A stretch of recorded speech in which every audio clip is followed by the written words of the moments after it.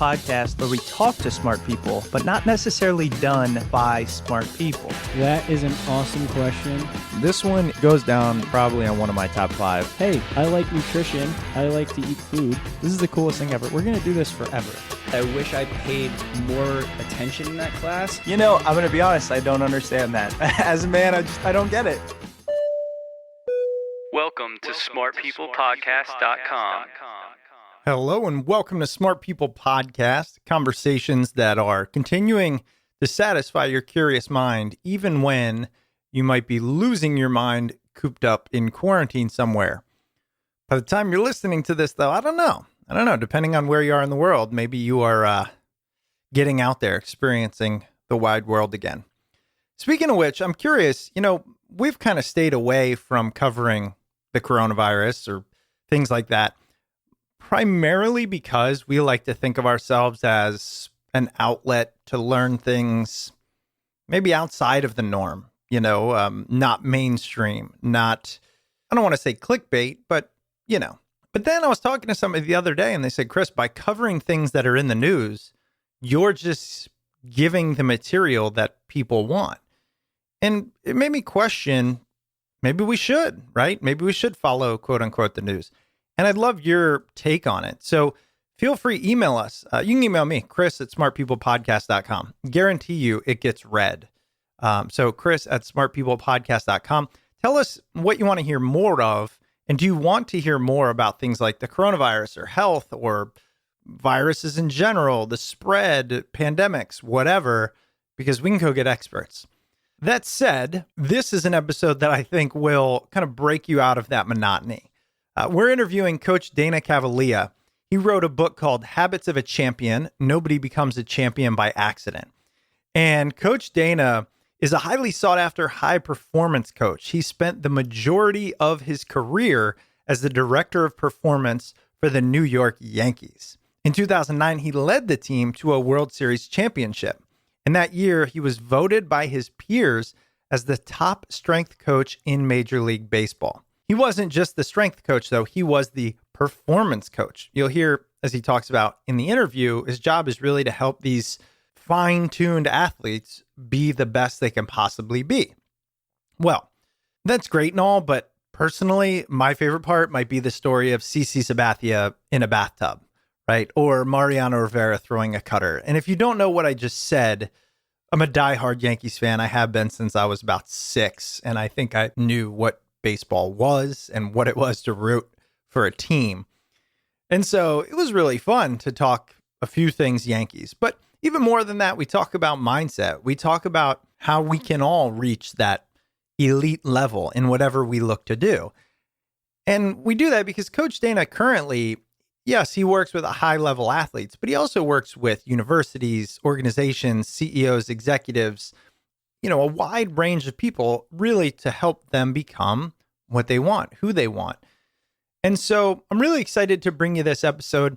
I want to remind you, now's a great time to give us a shout out on social media if you're up for it. Let people know, hey, if you want to check out a podcast that's got tons of episodes, a lot of great guests, and no, it's not all about coronavirus, head to smartpeoplepodcast.com. We'd really appreciate it if you'd share the news and or support us at Patreon. You can go to patreon.com/smartpeoplepodcast. And for as little as $2 a month, you get cool perks, like you could have asked Coach Dana a question. If you support us there, you get access to all of our guests, and you can ask them questions, and you get ad-free episodes. That's patreon.com/smartpeoplepodcast. If you're thinking about it, if you've thought about it for a while, go ahead, stop what you're doing. You can do it on your phone in about 1 minute. All right. Happy to bring you this, as always, something to improve your life, expand your mind, and stoke that curiosity. Here it is, Coach Dana Cavalea, as we talk about his brand new book, Habits of a Champion. Enjoy.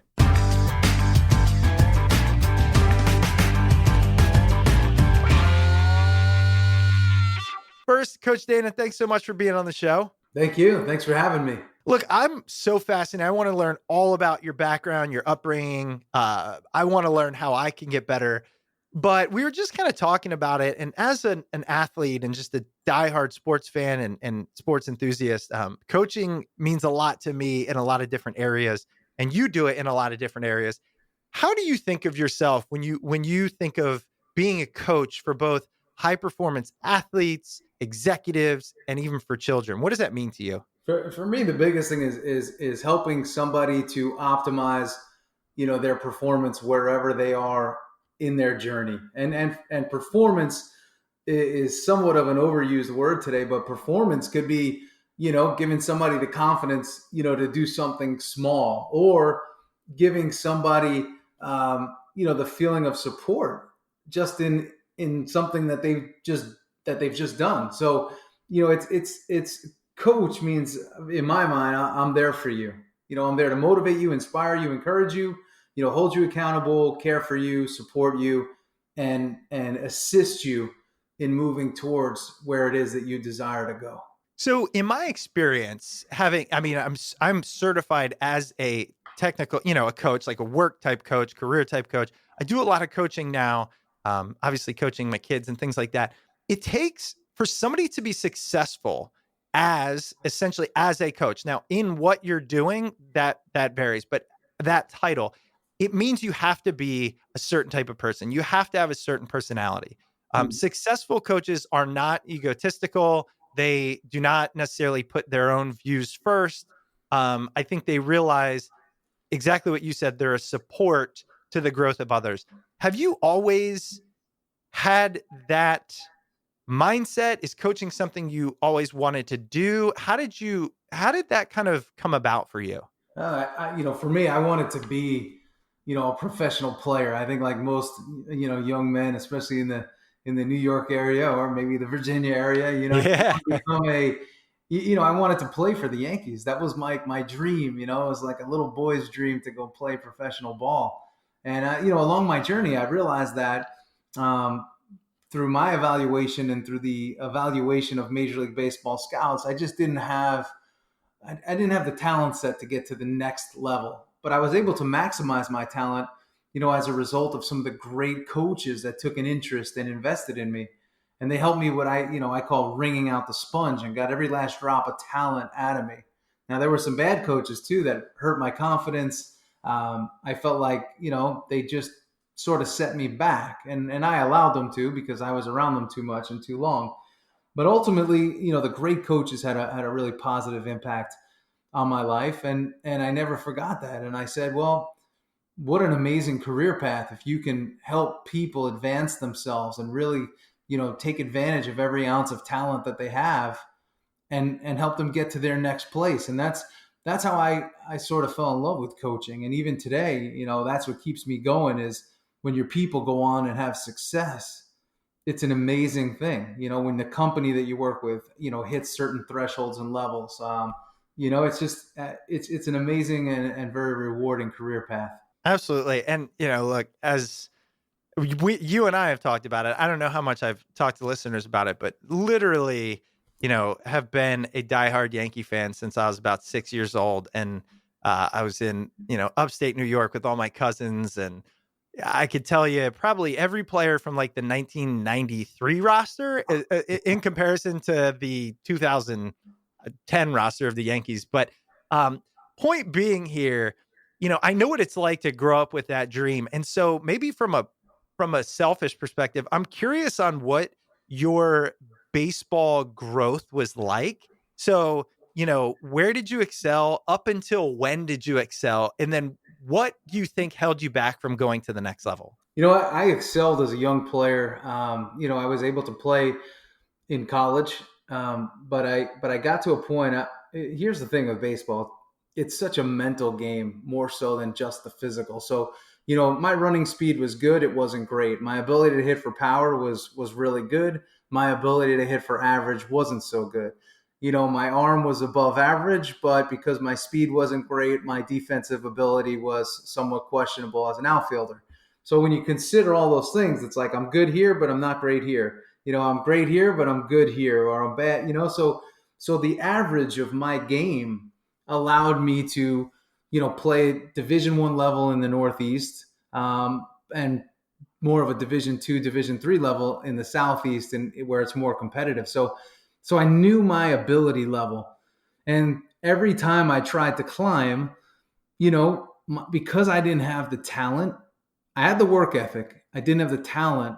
It would eventually creep into my mindset, and I was trying to play at a level I just couldn't get at, and eventually, you get to the point where mentally it starts to have negative effects on you because you're trying to push and you're trying to understand it and you're trying to figure it out. And the day I figured it out was the day I said, "You've gone as far as you can go.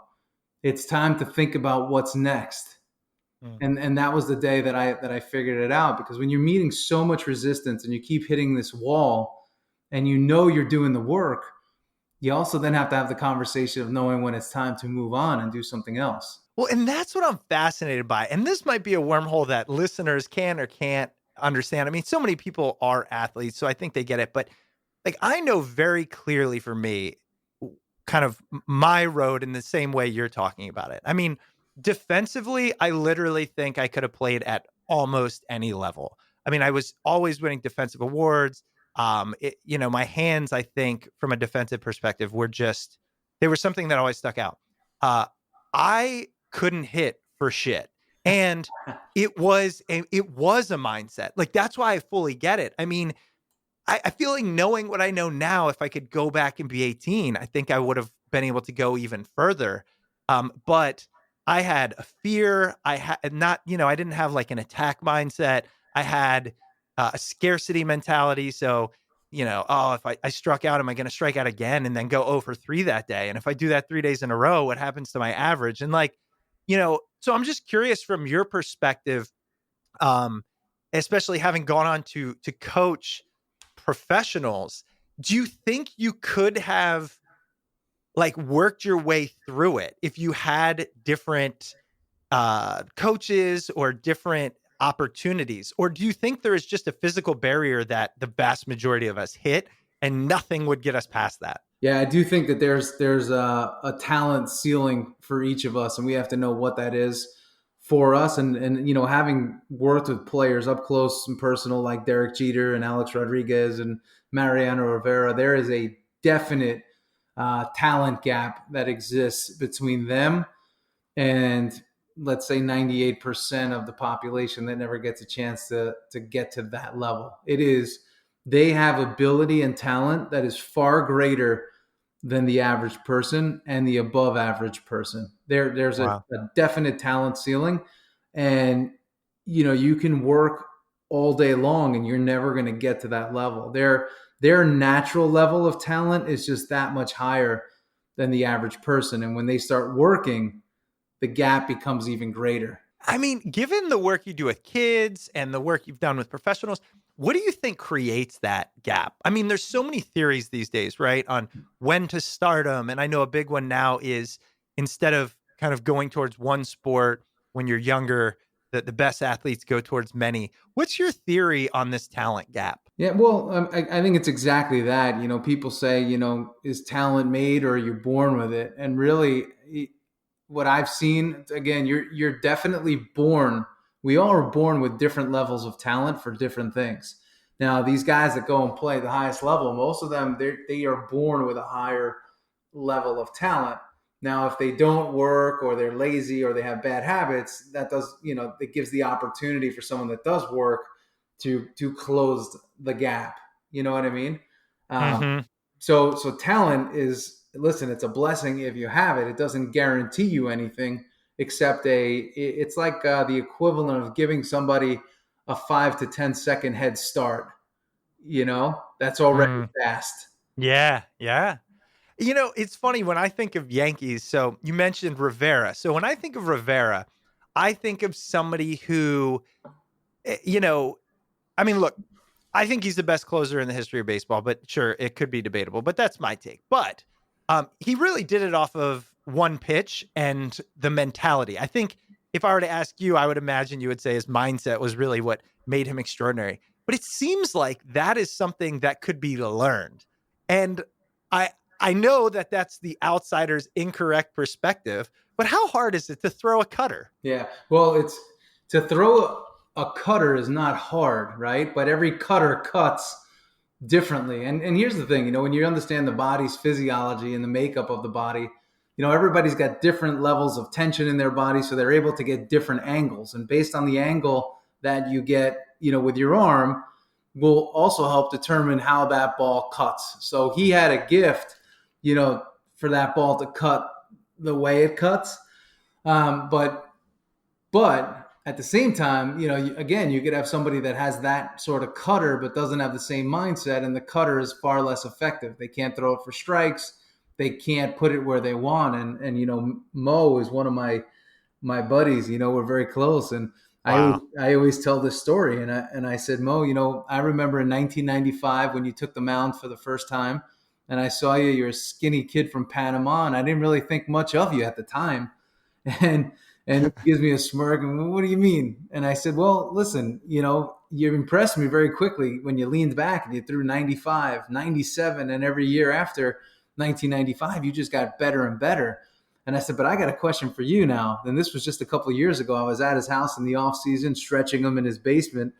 And he goes, I said, how do you do it? How do you do it? And he goes, buddy, do what? I said, how do you get it done in the biggest situations with high pressure? And he says, buddy, I do three things. He goes, number one, I slow everything down. Number two, I quiet the noise. And number three, I throw one pitch at a time. That's how I do it. Slow it down, quiet the noise, one pitch at a time. And I said, wow, that's unbelievable. I said, but what about the big situations, game on the line, World Series? And he looks at me, and this was something that was spoken to me by him. And it changed my viewpoint really on everything I've done ever since. And he said, buddy, there are no big situations. Every situation is the same. We decide what it is that we give life to. We make a big situation, but every situation is the same. And I said, wow, that's really powerful. I mean, how many times are we in a meeting or are we doing something that maybe we haven't done before, but we make it this gigantic thing. And it's like, it's just a thing. It's just another thing. And now, a word from this week's sponsor. This week's episode is brought to you by Mint Mobile. I got my first cell phone with one of the big wireless providers, 20 years ago, maybe more. And honestly, I've hated my monthly bill ever since. But then I discovered there's another option that could give me the premium service I'm used to at a fraction of the cost. I could cut my wireless bill down to just $15 a month and save hundreds of dollars by switching to Mint Mobile. For anyone out there who's looking to save without sacrificing service, switching to Mint Mobile is a no-brainer. For customers that hate their wireless bill, Mint Mobile offers premium wireless for just $15 a month. By going online only and eliminating the traditional costs of retail, Mint Mobile can pass significant savings on to you. Every plan comes with unlimited nationwide talk and text, plus crazy fast 4G LTE. And you can use your own phone with any Mint Mobile plan and keep your same phone number along with all your existing contacts. And if you're not 100% satisfied, Mint Mobile has you covered with their 7-day money-back guarantee. Switch to Mint Mobile to get premium wireless for $15 a month. John, this sounds awesome. What do I need to do? Glad you asked. To get your new wireless plan for just $15 a month and get the plan shipped to your door for free, head over to mintmobile.com/smart. That's mintmobile.com/smart. Cut your wireless bill to $15 a month at mintmobile.com/smart. And now back to the episode. It's so, gosh, that is really powerful because I'm sure everybody listening was just walking through those moments in their life. Like, what is the big thing for you? So we were talking about, I do a lot of corporate workshops, and there'll be times when it's with executive groups, high pressure, high money, high stakes, high requirements. And like, I have this mental battle. Chris, you've done this hundreds of times before, but this one's different. Don't screw up, but you got this. And, and I can totally get that when in reality, it's just the thing. Like, it's the same thing. I mean, the same way you're throwing a pitch, you're giving a speech, you're, executing XYZ. That's really interesting take on it. Yeah, it's pretty cool because we, like you said, we can all go through these moments, even things that we've done 100 times. And we're like, why do we still get crazy, over this? And usually it's it's a conversation that we're having with ourselves that oftentimes is not real. It's like, we're so worried about the external validation, and he's basically saying, I'm not worried about being validated from the external. I'm already validated from the internal. And that's how he goes about doing what it is that he does and what he did, and why, he was the best in the world at it. When you see most high performers that get to that sort of exceptional level, even in business, there's something special about those people, and they're usually extremely convicted individuals, oftentimes confused with arrogance or ego, but there's a level of conviction and an energy that they put out that others don't, and it could be very intimidating. Well, look, I want to talk about how you were the director of performance of the Yankees, especially when they were winning the World Series. But while we're on this topic, like everything you just mentioned, so can perform under pressure, best in the world, etc. And then when you said, and oftentimes it can be perceived as ego. I mean, when I think of Derek Jeter, like as a baseball player, I will never forget every time he was in a big situation, there were fans around the world who just knew that he was going to execute. Like, I remember, so I was at the last game he played. Let's see, gosh, I don't want to butcher it, but it was at Camden Yards. So it might've been the last game he played in Camden Yard. There was something, but it was the game where he hit a base knock to drive in the run. I feel like, was it his last at bat? Well, his last at bat was actually, that was at Yankee Stadium. Yeah, that one. So I remember the last time he was at Camden Yards, but his last at bat ever, didn't he drive in like a go ahead run to right center? He hit it to right center, right? Yep. That was it. Okay. Yes. So I remember watching that and being like, before he hit it, going, he's either going to go out on like a bomb or like he's going to do something special. It's impossible that he doesn't. Now, when you think about the percentage basis of that happening is extremely low. I mean, and I don't believe he brought an arrogance to it at all. Like, what was he like? What was your experience with him? Well, I'll talk about Derek, and I'll talk about guys again of his profile. There's a very distinct difference between them and everybody else. And here's what it is. There's a big situation. I can't wait to get up in that situation. There's a big situation. I can't wait to get the ball. I want the ball. I want to be the one that's up at bat or throwing that pitch. Where everyone else says, okay, I mean, if I get up, I get up. Or, these guys they want the moment. They want that moment. They want the ball. And that's the biggest thing. And a guy like Derek, I mean, he'll compete with you on everything. He's a very competitive person. I mean, he'll bet you whether, it's going to rain today or not. He'll bet you on any game that's going on. He'll want to bet you and beat you. And that's the thing, a lot of these guys are very competitive people. But the best of the best, they know their talent, and they actually really want to beat you. They want to win. That's what it's about. And it's an attitude, and it's a swagger. And, it's amazing to see, and the energy that comes with them and off of them is pretty amazing. So I want to talk about that because, as the director of performance, I'm sure you dealt a lot with mindset, as well as I know you dealt with kind of the body. But, and as a former player, that it's easier to say than to do, right? Like if you were listening and you weren't an athlete, you can go, well, how hard is it to just get to a mindset where you want the ball? But like, I mean, I think it's just not in some of us, myself included. Like in those sports, I never had that. I was always like, if I get up, I get up. But like best case scenario, maybe I walk. Like that was just, that was just a mindset. And it's horrible to say that, but I know that now. Is that something that can be taught? What is it that gives them that mindset? And what can we take away from it? I think what gives them the mindset is that they're doing what it is they are supposed to be doing, right? So they're living in complete alignment. It's like, hey, here's my gift. Here's what I'm great at. And I'm doing it at the highest level. So they don't really doubt that anything, really. They don't doubt themselves. And on the other end, they're living in such clarity and simplicity that they're not trying to do too much. But I found the best of the best in terms of players, their routines are very simple. They do the same thing every single day and they keep it really, really simple. Where, most people I feel are out of alignment. They're playing the wrong position. They're not, or they're playing a position that they're decent at, but they're not doing actually what they would be great at.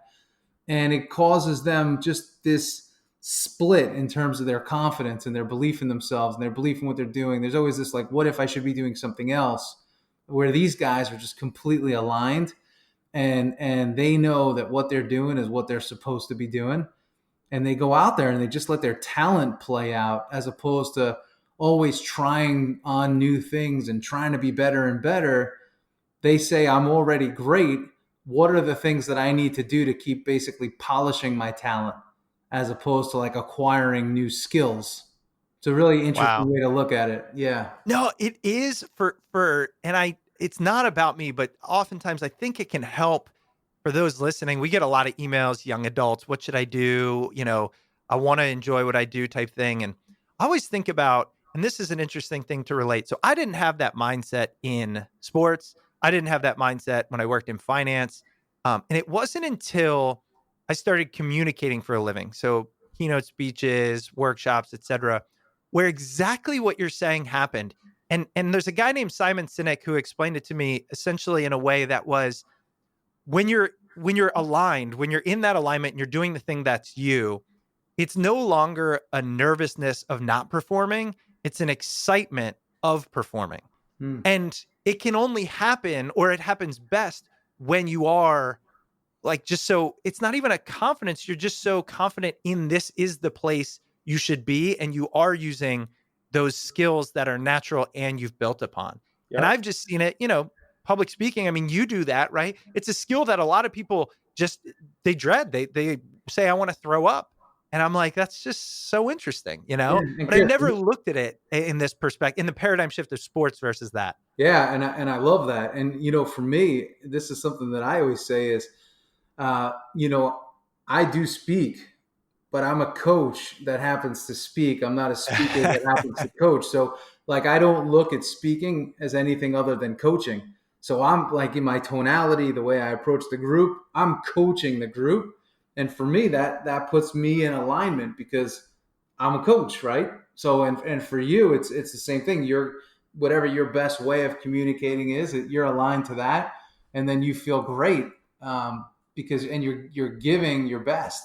That's such a good point. I think as a message for everyone, it's just, instead of seeking, I want to be great at this, kind of recognizing, I don't think you'll be as great as you can be unless you have aligned with, natural talents, gifts, abilities, passions, joy, pursuit, all of those things. Yeah. And don't be afraid to ask yourself the question, what am I great at? And if you come to an answer, a lot of people, they know what they're great at. And the first thing they do is like, I don't know if I could make that a career, or I don't know if I could monetize that. And it's like, listen, when I first got involved with training, I was like, how do I do anything with this? And then you realize when you allow your passion to take over and people feel that, opportunities present themselves. And it's what's really great about leading with talent first and leading with natural ability first is that you're actually not thinking about financials first. Right? so it's amazing. It puts you in a very clear and open space that is not really colluded, I do know. And I have to say this just because I know 25-year-old me would listen to this interview and be like, all right, damn it, guys. Like, I hear what you're saying, but I don't know what that is for me. Like, I'm never going to find it. I've searched, I've tried. And I know from my perspective, my advice is always experience as many different things as you can and pay attention to both yourself and how others perceive you in those experiences. Because that's how I found out communication was the thing I was good at. It was other people saying it to me. Yep. So I'm curious from your perspective, what advice do you give? I'm sure you get asked this when people are trying to find the thing that they can and want to excel at. Yeah. One thing I always say is it's like people saying, I'm trying to find my passion. One thing I always say is that passion, you don't find it. It's already within you. You just have to bring it to the surface. And when you can do that, you do that by doing a lot of different things and saying to yourself, hey, what did I enjoy and what came easy to me? And when you can find that, what do I enjoy and what comes easy, what comes natural, and then also again, where am I getting a lot of that applause? When you can kind of find that, there it is. But it comes from within you first. And actually, the last thing I look at is public opinion, because opinions could be very dangerous. And there'll be a lot of people that'll tell you, hey, you're a bad communicator. And you're like, no, but I know I'm good at this because I have helped X amount of people, or I do know that, so there's people that are just going to not like your style. They're not going to like your voice, but it doesn't mean you're bad at it. So That's a good point. Yeah. I always tell people, like, your passion and what you're supposed to do it's within you. Just bring it up, just bring it to the surface by doing a lot of different things, trying different things. And you'll say, where was there not so much resistance, and where did I feel lit up? I love that. Well, and I mentioned this, I want to talk about what did you do as the director of performance? I mean, the director of performance for the New York Yankees when they were, in one of their primes is a really cool title. I know you were voted by peers as top strengths coach in MLB, receiving the Nolan Ryan Award. I mean, a lot of accolades in a very difficult industry. So first, I'm curious, what did you do in your time specifically with the Yankees? Yeah. So the way the industry of professional coaching works at the professional level is, I always say the day you start, it's like turning an hourglass over, and it gets faster, the sand at times, it gets slow. Sometimes it appears to have stopped, but it's always moving, right? So you have to take advantage of the time that you're there. Now, my job, people say, well, what did you do? What was this career? Director of performance, head performance coach. For me, our organization spent $300 million on human assets and human capital. And I had to make sure that human capital was ready to be deployed Monday through Friday at 7 p.m. and on the weekends at 1 p.m. and ready to play, physically ready, mentally ready, rehabilitated from injury, and as pain-free as possible, so they can go out there and allow their skill to dominate on the diamond and dominate the other team and dominate the opposition. So we, as an organization, we're in the best possible position to win each and every day. That's really what I did. And alongside, the X's and O's of getting your players, faster, stronger, dietarily getting them in a better position and helping them to have a more powerful mindset, and rehabilitating them from injuries. It was about each day giving them the support that they needed to get out there. Because most people see high-end athletes and they say, wow, these guys, it just all comes with the package. But, listen, there's times when they need some motivation. They need a kick in the butt. And it was my job to make sure that I was giving that to them, and always giving them the feeling that, hey, we're a team, and I support you in what it is that you want to do. This episode is brought to you by BetterHelp. Listen, we're all sitting at home. We've had a lot of time to think. And as you're doing that thinking, are you thinking about that there's something that's preventing you from achieving your goals? Are there things that are interfering with your happiness? If so, you have to check out BetterHelp. BetterHelp will assess your needs and match you with your own licensed professional therapist. It's online, so it's super easy. You can connect in a safe and private online environment, and because of that, you can start communicating in under 24 hours. Listen, this isn't self-help. It is professional counseling, and you'll have the opportunity to send a message to your counselor anytime. You'll get timely and thoughtful responses, plus you can schedule weekly video or phone sessions. And the best part is, you don't have to sit in a waiting room. You can do this all online. If you want to reach out and talk to someone, BetterHelp has licensed professional counselors who specialize in depression, anxiety, relationships, self-esteem, and family conflicts. And you don't have to worry. Everything that you share is completely confidential. Best of all, it's a truly affordable option. Our listeners of Smart People Podcast get 10% off your first month with the discount code SPP. So why not get started today? Go to betterhelp.com/SPP. That's BetterHelp.com/SPP. Simply fill out a questionnaire to help them assess your needs and get matched with a counselor you'll love. That's betterhelp.com/SPP. And now back to the episode. Because So, oh, go ahead. no, I was going to say it's a tough business. These guys, the average career in the big leagues is like 5 years or less. Wow, that's crazy. I guess Yeah. you don't So you don't imagine- realize that in the MLB. Yeah, imagine you've been working your whole life. Your dream comes true. You're in the big leagues at 22 and you're out by 27. What do you do from 27 to, 85 or 90? That's a lot of years. And your primary skill set, it's no longer valued at the highest level of sport anymore. So the one thing that came easy to you, can no longer utilize at that highest level anymore because the organization found somebody better. Yeah. So that's a real, mind trick. Now, what was it about you that led you to the highest levels as a coach? I mean, really, think about it.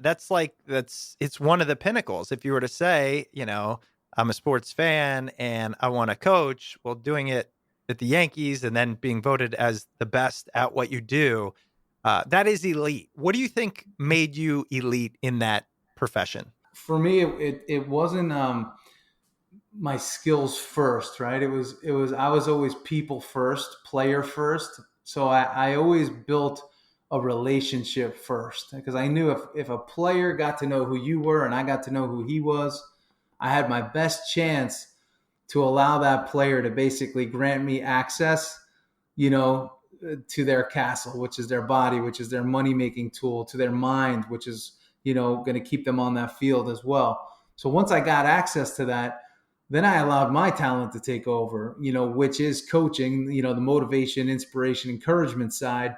But also I worked as a physical coach. So something that always comes easy to me is taking people out of pain, physical or mental pain that they're enduring, from injury or from even psychological pressure that they put on themselves. So I got a chance, to do that each and every day once I got access. Let me ask you about the physical side. It's something that physical strength, I don't think we cover enough. And it's an area that I struggle with just from motivation. I don't like being sore. And actually, one of the things that I've dealt with recently is with all the travel and then 8 hours a day on your feet talking, trying to get a group of adults engaged is really hard. So when I come home and I want to do physical things, I don't like, especially lift weights. I just really can't, but I need to.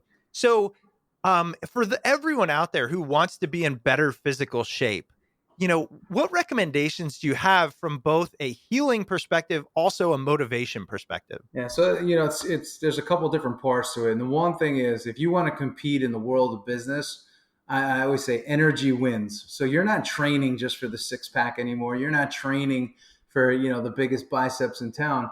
You're training your body for energy. So you got to look at the body and say, hey, where am I not getting an energy return on my body? And what I find is, most people like you just said, hey, I'm traveling a lot. Well, the first thing is you're probably locked up. So do you even need to be lifting right away? Because think about what lifting is. Lifting is contraction.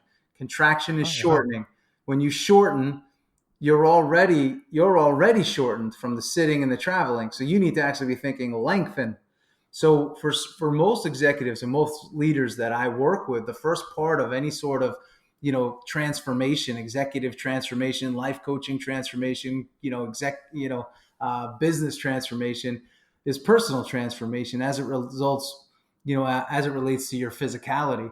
So if I could get you longer, if I could get you leaner, and I could get you a better energy return, you're going to feel better about yourself, because everybody that gets longer and gets leaner and gets lighter, starts to feel a little better about themselves. And there starts to kick in the energy, there starts to kick in the confidence. So, all right. Well, listen, I got to cut you off because this just turned into a coaching session. Okay. I have to. I got to do this because I know the people that listen, like the people you work with, executives, successful people, intelligent people, people on the go, traveling, etc. When you say things like energy return, my ears perk up because it's been one of the things I've fought against my entire life was sustained, easy to go by energy. So in all of your experience working with all these high performers who, we all find a way to turn it on during the day. It's just how we get there, whether it's coffee and all this stuff. How do we increase that? Because I am a firm believer in what you said. Energy is the way to win today in a lot of areas. Well, here's the thing. Circling back, and I do this a lot, right? Every question that you have has a little bit more depth to it, believe it or not. And what's a big word today in corporate America, right? It's burnout. It's fatigue. These are real things, and it happens because it's trying to take advantage of your body's energy that it doesn't have. So it's like you just said, hey, I could saddle up when I have to, but I'm asking you, hey, what is it costing you to do that? When you're fried, when you're tired, when you're lethargic and you don't have the energy, and now you have to just saddle up and bring it anyway, you could be depleting your body so much that you eventually can't get that energy back right away. It's not like I'll just get a good night's sleep tonight and I'll come back tomorrow. It could take you days. It could take you weeks. For some people, it could take even months. So if they keep going into a depleted energy source, they're going to be shot. And that's the importance of this. And again, for some people, getting started, it's not about just these all out, CrossFit or boot camp type training sessions. I work with some executives, that are in growth mode, trying to continue to raise money. It's exhausting dining, but it's about just getting them to start something, and it could just be working their soft tissue in their body. Anything from massage, which is therapeutic, stretching, which is therapeutic, saunas, steams, baths, hot tubs, all of that. Like, don't dismiss the therapeutic side and say, well, it's not exercise. A depleted body really benefits from those modalities. And it's really important. Yeah, it's oftentimes more important. I work with an executive that I worked with, a founder of a company, multi-billionaire years ago. And I gave him this formula. I said, hey, let me ask you this. Do you know anybody, you hear the story all the time, skinny guy, very successful, type A, runs 3 to 5 miles a day, boom, drops dead of a heart attack. We all know that guy, or in the business world, we've heard about him or her. And I said, he's the result, or she's the result of a very simple formula.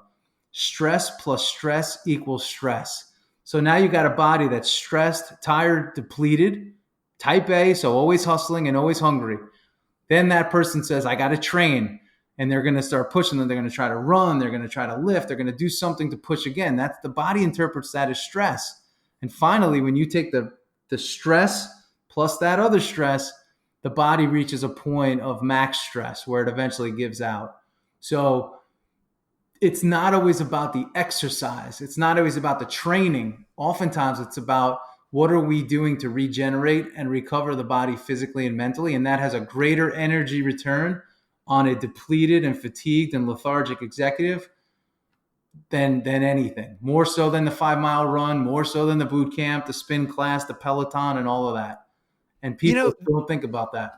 Well, and this is why this is fascinating. I mean, I found this really started as a professional in college, physical activity, piece of cake. And then as a professional, and I see this with a lot of people I know. And one of my favorite quotes is, there's people that work and there's people that work out. Nobody does both. I love that quote. And I use it. But what I was getting to is we're at the level you mentioned, right? So fatigued kind of on a constant basis. And it's actually for real world reasons. So these executives, they're not complaining. Like for me, I've got 2 young kids. I'm on literally at least 4 planes a week, all this stuff. Point being, everybody, or not everybody, a lot of people listening have this story. Could you walk us through maybe how you would approach it with somebody with that profile? So you've got your type A, successful, working hard, but feels like kind of constantly fighting that energy battle? Now, the biggest thing I start with them is asking a question: what's driving you, right? Like what is it that's driving you? Because I want to know what's pushing you to work a schedule like that, right? And it's not just to tell you can't do it. For me, it's to understand who you are as a person and what your motivator is and what's driving you, or what's pushing you. So when I understand that, now I know the type of person, that you are, right? And Okay. for some guys, what I have them do is it could start even just, on the road. Hey, where can you take advantage of getting a massage, right? I set up, hotel rooms, make sure they have a bathtub, make sure you got bath salts, and we put all this stuff in the guys' bags. And at night, they're doing things that they've never done before. Like how many type A high horsepower male executives, especially, are taking advantage of this and like, yeah, I'm going to take a bath tonight, Yeah. I'm laughing. I was just in Dallas. I just got back from Dallas, and I was in this hotel room with a beautiful tub, and I looked at it and I was like, I mean, I can't get in there, right? And of course I didn't, but that's just hilarious. You're gonna, it's funny that you say that, because like I always tell people this story. I'm like, people know CC Sabathia. He's 6'6". Oh yeah, 300 pounds, and I got this guy hanging out of a bathtub at night in his hotel room with bath salts, and he's like, "Hey man, I lit a candle last night," and it's such a different mentality. But what we're trying to do is the body is so revved up. Naturally, when you present, when you teach, when you're in a meeting, when you're speaking to boards or talking to investors, or you're trying to raise money, it's exhausting on the body. So I tell them, people, listen, you got to take advantage of the regeneration protocols, which is again taking advantage of the hot baths, steam, sauna, massage. Those are great tools, right? And then the other thing is too, it's not about the high intensity exercise as much as it is about low intensity durational. So somebody that's tired and fatigued, don't go run 5 miles. Get yourself on a bike and do 5 miles on a bike where your heart rate is not overly high. You're not pushing and trying to set records here like as if you're in that Peloton class. Your body wants almost more soothing type protocols as opposed to aggressive. We do the same thing with players. When I see a player that's fatigued and tired, or not performing, maybe down a tick, we don't ramp them up. We pull them all the way back. And it's the same thing. It's how you manage player and personal performance. And now a quick word from this week's sponsor. Being stuck at home these days, you probably don't think much about internet privacy on your own home network. Fire up incognito mode on your browser and no one can see what you're doing, right? Wrong. Even in incognito mode, your online activity can still be traced. Even if you clear your browsing history, your internet service provider can still see every single website you've ever visited. That's why, even when I'm at home, I never go online without using ExpressVPN. I love ExpressVPN. ExpressVPN makes sure your ISP can't see what sites you visit. Instead, your internet connection is rerouted through ExpressVPN's secure servers. ExpressVPN also encrypts 100% of your data with best-in-class encryption, so your information is always protected. Use the internet with confidence from your computer, tablet, or smartphone. ExpressVPN has you covered on every device. Simply tap one button and you're protected. ExpressVPN is the fastest and most trusted VPN on the market. It's rated #1 by CNET, Wired, The Verge, and countless more. So protect your online activity today with the VPN that I trust to secure my privacy. Visit our link at expressvpn.com/SPP and you can get an extra 3 months free on a 1-year package. That's expressvpn.com/SPP. One last time, head over to expressvpn.com/SPP to learn more. And now back to the episode. You mentioned getting longer, and I think in a world where people are literally on the go, and so we're sitting in a car, sitting at a desk, sitting in a plane, sitting. Yeah. That idea of lengthening, it really resonates with me. But when you say stretch, again, I just know people because They're a not lot gonna of us do are it. similar. Yeah, we're not going to do it because we're just sitting on the ground, not getting anything done. Yep. So how do we get longer? What do you mean by that? What are some things that we can do? And even tools, if you have them, things to go buy, Yeah. So like even now, I'm sure you've seen these advertisements for some of these tools that are out there, these pulsation guns, right? You press it Yeah. and they pulsate the muscle. One is called, Hyper Ice is one that you could take advantage of. Um, there's different tools to do that. And in doing that, here's the reality, right? In those tight muscles, in those locked up muscles, there's energy locked up in there. And if the body becomes short, you're basically turning off what I call your energy channels. And again, you're not taking advantage of what your body has to offer you, which is crazy. And I'm not saying you should stretch for 40 minutes a day. That's not what this is about. But there's key areas, while you're on the phone. I mean, I was just actually doing it 2 minutes ago while I'm doing this with you. You stretch your hip flexors, you stretch your quadriceps. Those are two areas that are extremely tight on the traveling executive. We got to stretch them. It takes no time. I'm talking, you could be on a phone call. There's things that you can do while you're doing other things. Nobody says you have to be doing this exclusively. And I know that fast mind of the type A high performer has a very hard time staying singular, and just doing something so slow and laid back, Yeah. So if you're going to do that too, you may want to find different times of day where you're already a bit out of it. You may want to take that bath at night and then do a little stretching and then go right to bed, because the bath does something what I call is downshifting. It downshifts your nervous system, which takes you from a place of excitement down to a place of relaxation naturally. That's the whole idea behind incense and essential oils and all this kind of stuff. It's just to downshift your nervous system so you can get into a deeper state of relaxation, which goes into the next thing. Most executives and most leaders, they always have something on their mind, so they can't sleep. So they wake up, they're not regenerated either, because they spend so much time of their day in a heightened state that becomes the natural state of their body. So when they go to bed, if their body gets too relaxed, they freak out and they wake up. And that's a big thing I'm hearing now with a lot of the leaders that I work with. They can't sleep through the night, or they're waking up at a certain point in time. And usually it's because they're getting to these deeper levels of sleep and they freak out. The body's not used to being that relaxed. Oh, They're wow. like a That's live wire. fascinating. Yeah.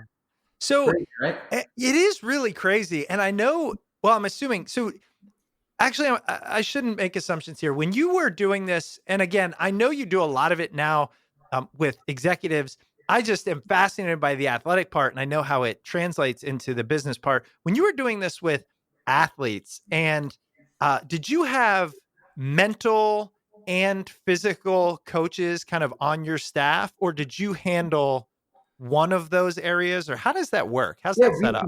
We definitely, we had, we were one of the first teams to have, mental conditioning, for players. And again, it worked in a variety of different ways. For some, they wanted motivation. I worked a lot with the players on the mental side when they were dealing with injury and they were really down because, let's face it, their body let them down in a sport where they needed their body. So Yeah. it was a lot of getting them to understand what was going on, why it happened, and then applying their type A, obsessive mindset towards getting better, as opposed to focusing on, well, why did this happen? I can't believe this happened. We don't have time for that. At the end of the day, when you're dealing with the asset values that we're dealing with, we got to get these guys on the field. So we got to get that laser focus that they come with naturally, focused on the right things. And that right thing is, what can you do each moment to get yourself better, faster, so we can get you back out on the field? And that's what I was going to ask you. What are some tips that we can all use as it relates to mindset training to be more effective in what we do? What are some things you see translate really well? Yeah, two things that I do is, number one is I say you got to find what your tripwires are. So usually there's these repetitive themes that keep going on in your head that lead you down the same road oftentimes, and oftentimes not where you want to go. So for some people, it could be, financially. Like I know people that run their own business, the first day of the month, they got to pay rent, they got to pay payroll. That's a very stressful day. And they look at it as such, and it just becomes very draining. So you got to find, like, is it a financial tripwire you have? Do you have other issues that, are causing you to be in a heightened state? So we got to identify what are those triggers for you, right? And the other thing I do is what's called I call it mind mapping, where we keep a day-to-day. I do it in Google Documents. I don't do a handwritten journal or anything like that, but it's an ongoing document where we can start to trace what's going on in your head. Like, what are you thinking? Most people have no idea what they're thinking because they never take what's in their head and put it into text and put it into words. And when you could study, I love doing this. I do this with all the clients I work with. We look back over the course of a week, a month, 2 months, a quarter, and they can see where their head was at in every moment. It's the greatest data that you can have. It's the data of your own mind. It's the data on yourself, and it's what you're telling yourself. Because we have no idea, most of us, what we think, how often we think it, and the consequences of that thought. But your life is the consequence of what you're thinking. It's so true and so fascinating because I can't even imagine, like, I'm almost scared to do that because I'm worried on how much I might beat myself up. And I'm sure that's really common. Like, do you notice an oftentimes a slant towards I don't know if negative's the word, but just being hard on ourselves people are, or is it the opposite in high performers? No, high performers they beat the hell out of themselves. Huh. They never celebrate victory because there's always another victory to be had. And they're very, very abusive on themselves. And there's definitely not a lot of compassion as it relates to themselves. But they don't even know that they're doing it. So when you can start to put this stuff put it down and look at it and actually read the story of your brain and read the story of your life and read the story that you're telling yourself, it's amazing what you learn about yourself. And that's how I get a lot of breakthrough with people. Because when they write things, the great thing about the Google Docs is I get to write notes on the side that provoke deeper thought. I don't just let people say what they're saying. We got to get deeper.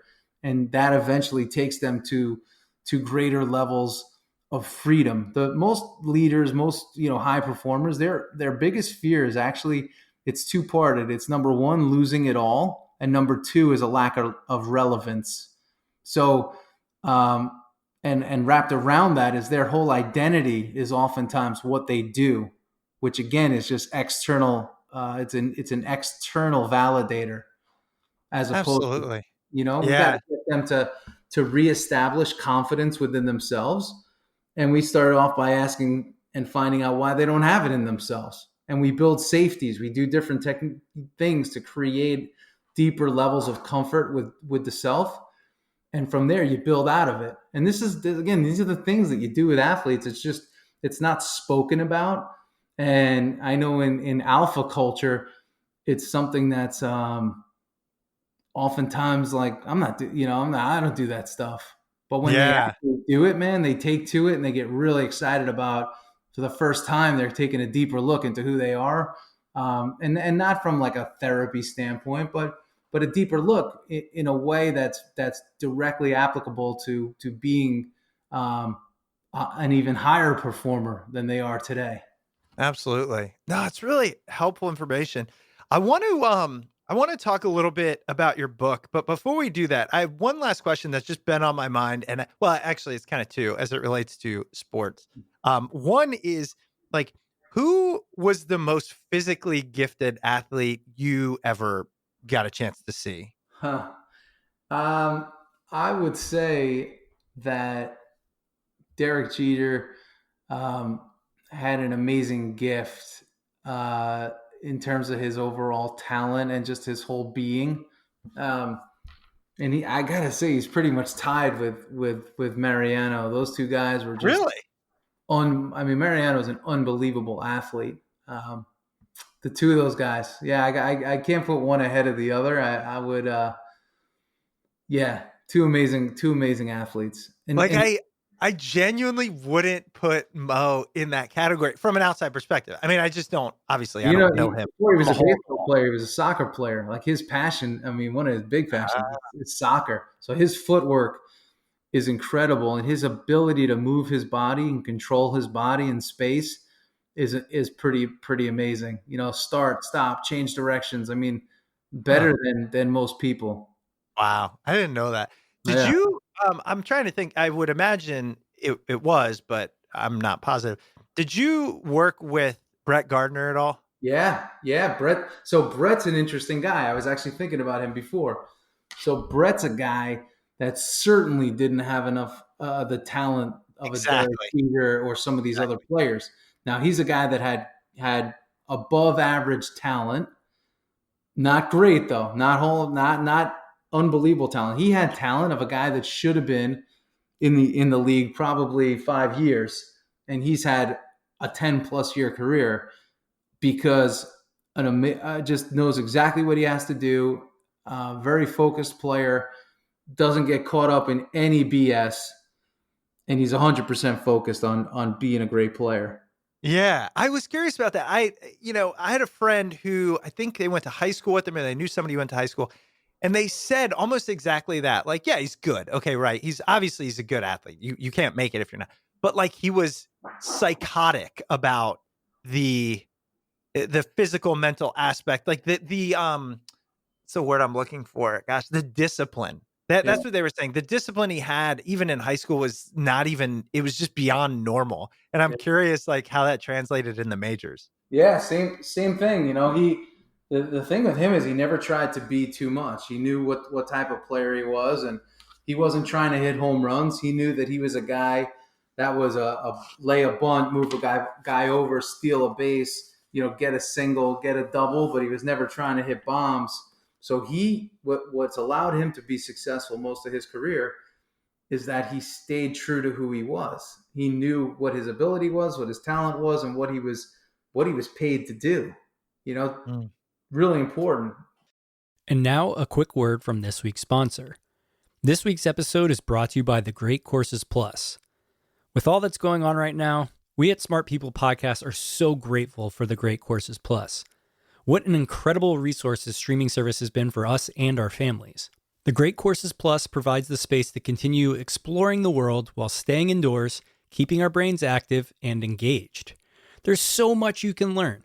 A course for every curiosity, from hobbies like playing guitar, practicing yoga, or performing magic tricks, to classics like history, science, and literature.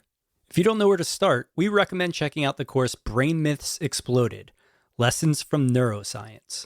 Have you ever wondered how are smartphones affecting our intelligence, or are other animals as conscious as humans? Well, if you have, check out Brain Myths Exploded. You can watch or listen anytime through the Great Courses Plus app. Even stream the videos to your TV to watch as a family. You can keep the kids learning while they're out of school. Whether they're high school or college students, it's a great supplement to education for any age. And now is the perfect time to start. Everybody's inside. Everybody could be learning. The Great Courses Plus is giving our listeners this fantastic offer. A free trial of unlimited access to the entire library. Sign up today using our special URL to get started. You can start your free trial at thegreatcoursesplus.com/smartpeople. Again, that's thegreatcoursesplus.com/smartpeople. And now back to the episode. What about, and you mentioned this last question I'll ask you about Yankees. You mentioned CeCe. So that is a guy that really, from external everything, shouldn't even be an athlete. I mean, not only is he massive, but rumor has it he eats, I forget what it was. Some kind of, he lived off of junk food is what I heard. Yes, Captain Crunch. That's what it was. What's he like, as an athlete and behind the scenes? So again, super talented player. And again, what I find, especially with baseball players, what makes these guys amazing is they have such incredible ability to control their body, and there's no wasted movements with these guys. Here's something I always tell people: I've never seen these guys trip.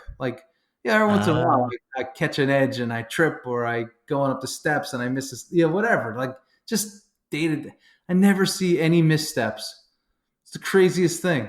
Yeah. They just have such control of their body that the average or even slightly above average they don't have. But a guy like CC, you can't underestimate his natural strength. I mean, he's like, there's people in our population that just are naturally have more body fat. They're holders. They're not burners. Mhm. They hold the Mhm. weight, um, and but they're still could be very talented. I mean, there's a lot of guys in the NFL like that, especially. Well, and I know one of the things, I can't remember what year this was, but there was a lot made of his longevity actually might be caused by some of his weight. It was a thing I heard was like he has the stability and the core strength and the like because he lasted. I mean, CC, geez, that dude threw gas for a long, long time. Yeah, he had a 15-year career. Yeah. And so longevity wise, again, think about it. He's 3 times what the average is. So he did really well. So teams got a return on that investment in terms of longevity. But the one thing when I talk to a GM about players and weight and all that, I say, listen, if you're looking at a player's weight, you're only looking at one thing. You got to look at weight. You got to look at body fat. You have to look at circumference. You have to also look at their statistics, and then you also have to go ask the player, how do you feel? Because there's players, and Cece's one of them. We took a lot of weight off of him at one point, and he felt worse. His fastball velocity went down. He wasn't the same pitcher. So is it like, hey, we got your weight down, but now you have no confidence? Is Right. that the right thing to do? I don't think so. Right. Right. I think that's what I remember. I actually remember that. Did Yeah. you ever work with Mattingly? Yeah. He was really? I thought he was Yeah. before you got there. He was well, I worked with him as a coach, not as a player. Oh, right. Man, Yeah, because like that's my guy. Like Yeah. Mattingly is to me, he is like everything that is baseball. Just saw him in the dugout yesterday. 2 days ago, I was at the Marlins game, and What? and he was there. So he's still doing it. He's had an amazing management career that nobody's talking about. I believe now he's been coaching way longer than he's been playing. Yeah. I mean, that guy, like, talk about class act. I'll tell you a quick story. We were at a Yankees game. I was about 8, I think, and I was with my mom, and we were trying to get an autograph from him. And we were kind of one of the first ones down by the side. And so when people saw it, they rushed. And like we ended up, I was just little at the time. We ended up getting like almost crushed. Like we were being pushed up against it. And he like was not having it. So he kind of like he saw me and my mom literally, and he kind of cleared it out, kind of said, "Hey, give me your stuff." He signed my stuff. Like, and I was young. I mean, that's the type of thing that'll leave an impression on you. Oh yeah, no, he's a definitely a class act, total pro, and just a really nice guy. I mean, Yeah. he's everything that a captain of a team should be. Yeah. And there's a lot of lessons to learn from a guy like that. That's for sure. I can imagine. Well, I wanted to talk real quick about your book because everybody listening, I mean, gosh, we've covered a lot, and I mean, I've loved every second of it because even as an athlete or an executive, or not even executive, just somebody working today, I mean, it's exhausting. Learned a lot. You've got this book, Habits of a Champion. Nobody becomes a champion by accident. And you take a lot of what we're talking about and go into even more depth. So tell us, like, what is your favorite part of this book? And what do you think it can help the average person with? Well, when I wrote the book, I tried to write it as if it were to be more of a handbook than just a book. So it's like, you can open it really at any page, and there'll be a good lesson to help you reinforce, your thinking to, good positive thinking, but not like Pollyanna positive. It's like, hey, here's a story and here's the lesson. But it's something that you could usually apply directly to your life right now. And what got me to write this book was, as a coach, you're always looking for resources so you can provide your players with the best knowledge and really just the best coaching possible. And I'd go through these bookstores and I'd purchase books on personal development, psychology, development, and I'd read the book. And I tell you what, I'd put the book down and I'd feel like oftentimes that I'm failing because I'm not doing all of these things that the book says to do yet on how to be successful and this, that, and the other thing. And on a day-to-day basis, I had a chance to work with some of the greatest sports talent and some of the greatest business talent in the world. And the way I saw them go about their business and about their work and about, just their overall being and what I was reading, there was a tremendous gap. So I said that's a problem to me. I mean, so what I did was I wrote a book that was much more real, organic, and honest, as opposed to just theory and classroom based development. I didn't want it to be that. I wanted it to be real life development as opposed to classroom and theory. Well, and my guess, I mean, just in talking to you for this hour, I mean, look, I talked to a lot of people, but you were able to just identify things as it relates to coaching, strength, energy so quickly, like this. Hey, let's not get in the gym. Let's lengthen and slow down. I mean, it's like, yeah, even as soon as you said it, I'm like, damn, like that's kind of where I'm at right now. So I could just, when you talk about being real, what people needed, I know that that's exactly what we've talked about on this interview translates into that book. And it's not kind of the theory or, it's not something that's unattainable, which is really cool. Right. Because we want people I want you to win. I want you to experience what winning is, because there's people that maybe haven't won in a while because of the pressure they put on themselves and they focus on all the things that they're not doing. And I just want to give people a few things that you could easily do, to create that winning again in your life, and that winning, that momentum that leads to winning. Winning. And winning's a fun thing. It's a good thing. And it's something that I wish was spoken about more and positively, because it's great. Yeah, I love that. And it's such a good message too. And I wanted to mention, yes, we've got this book, Habits of a Champion, but you also have a podcast, Becoming a Champion, with Coach Dana Cavalea. Is that how you pronounce it? Cavalea. So Becoming a Champion with Coach Dana Cavalea.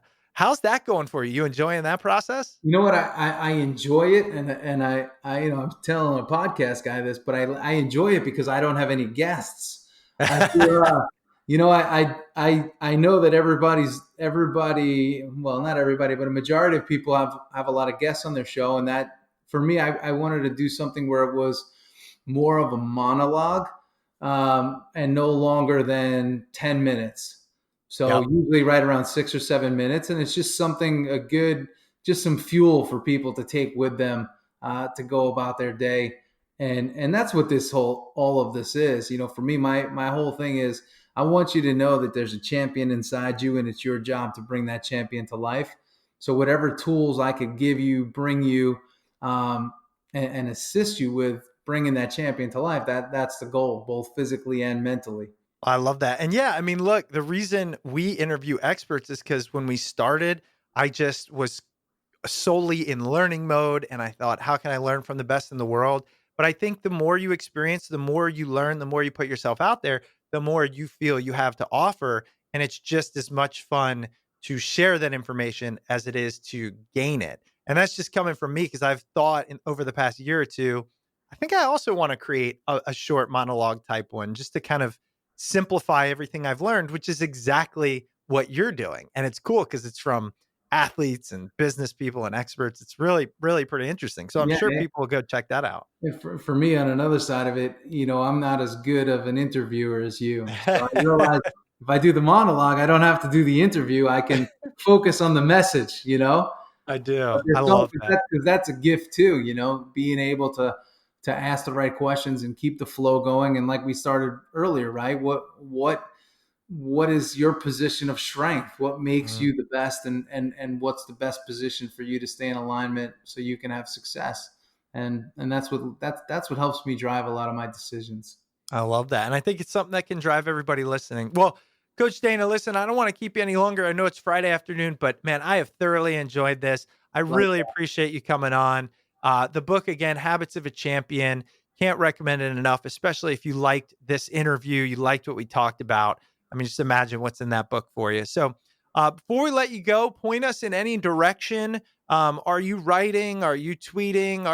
Where are you these days? Yeah, so the best place to find me is danacavalea.com, and that has links to my Twitter, which is Dana Cavalea, Instagram, which is The Real Coach D, and I do a daily blog where I write every morning, Monday through Friday. It's sort of my kick my business people in the butt and let them have a little something positive in the morning. It's a 1.5-minute read to get you going every day.